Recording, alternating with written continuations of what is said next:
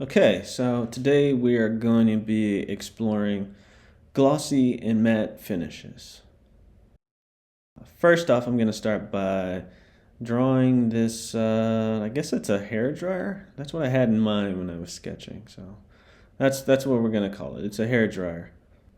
I'm using a ballpoint pen, but sketching very lightly because I know that it will bleed once I use my markers on top of it.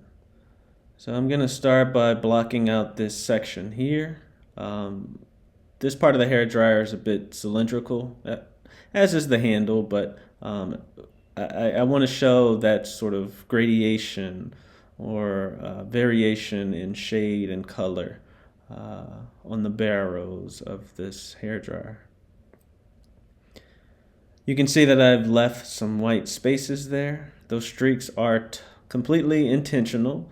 I am going to use that white space, right, or the paper space, I guess you could call it, as an indication of the highlight, right? Again, this is a very glossy surface, so those highlights will be very bright and, in this case, practically white.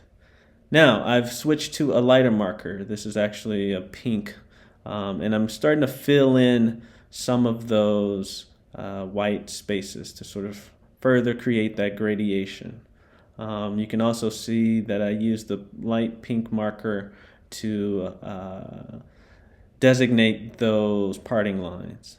Now I'm going over things with my felt tip Papermate Flare. This is basically just sort of creating an outline of the sketch.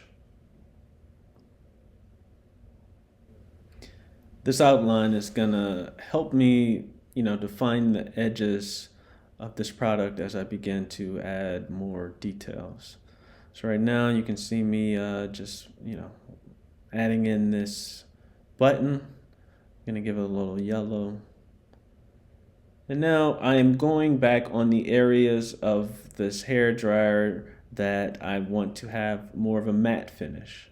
And to do that, I'm simply just gonna, color block over the glossy rendering that I created before. And you can see me fanning the sketch there. You wanna make sure that the marker completely dries before each coat, right? And just there, I hit the shadow core a little bit just to darken it up.